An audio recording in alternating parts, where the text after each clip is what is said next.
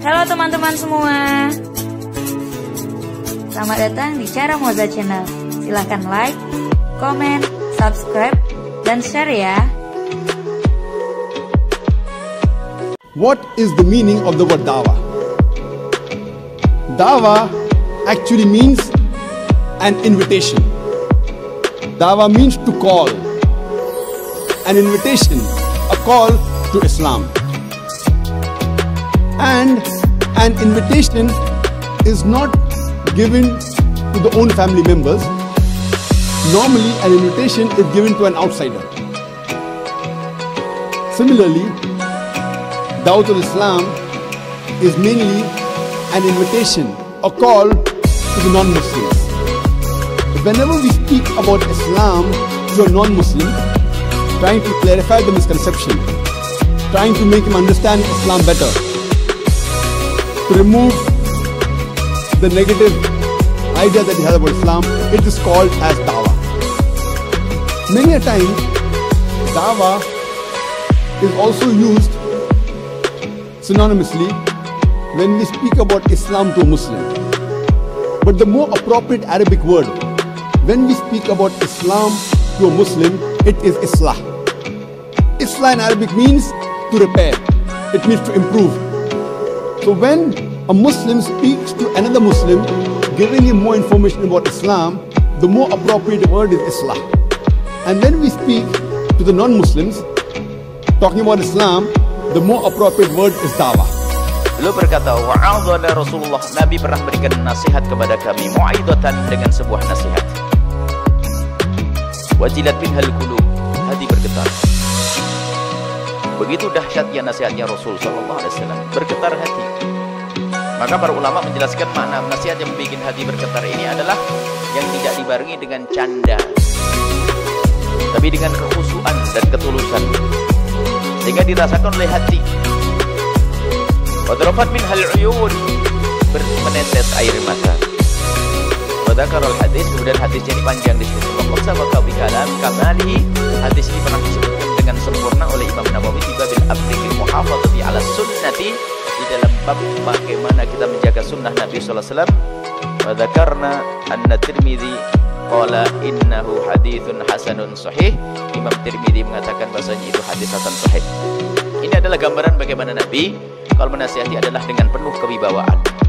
Majelis ini ada wibawa, sehingga orang menghargai apa yang disampaikan Nabi, sehingga menjadikan hati itu bisa bergetar karena apa yang disampaikan berwibawa. Tidak ada sesuatu yang jorok. Naudzubillah, kalau ada seorang penceramah kalau jorok lidahnya, akan dihisap. Yang demikian menjadi berkahnya majelis itu dicabut.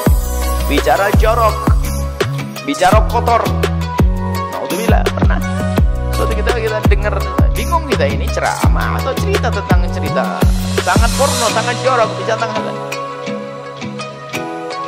sehingga kehinaan-kehinaan jadi terbayang di majelis yang mulia. Atau dari awal akhir ngajak perut sampai ibu-ibu ini hafal betul, sampai di rumah masih wah, ingat betul dengan leluconnya dengan ustaz tersebut. Semoga Allah mengampuni. Mungkin gayanya seperti itu, akan tapi mohon ini pendidikan dari Nabi ini diamalkan, berubahlah perlahan demi perlahan. Karena ilmu ini adalah nur. Tidak jadi dikirim dengan adab, tata krama, kebersihan, kebaikan. Ilmu nur.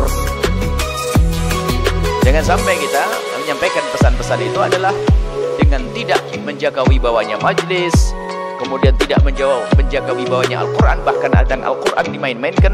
Ini juga ada, Al-Quran dimain-mainkan, hadis Nabi dimain-mainkan, hadis Nabi dibikin main-main, Al-Quran juga dibikin main-main. Haramnya demikian, tidak diperkenankan. Bahkan kalau dengan sengaja Al-Quran dimain-mainkan, keluar dari iman.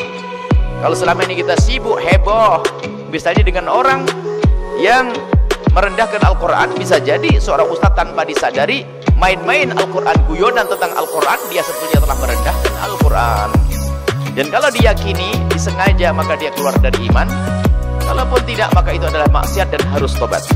Baik, inilah apa yang dihadirkan oleh Imam An-Nawawi dalam kitab bagaimana kita di dalam memberikan nasihat. Hendaknya kita itu harus mengerti waktu, hendaknya kita harus pas, tepat. Maka 4 hal mungkin dengan hikmah ya.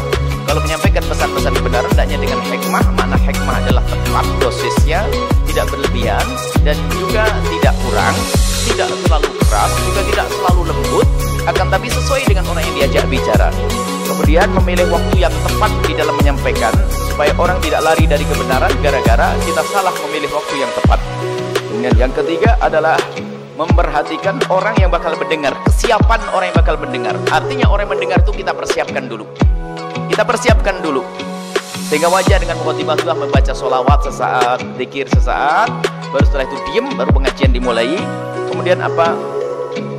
Berusaha untuk meringkas omongan itu supaya tidak kemana-mana ya, supaya tidak ngelantur ke sana kemari, hendaknya diringkas, padat, sehingga orang mampu merekamnya, sehingga tidak pakai tambahan yang macam-macam ya. Jadi direkam mudah.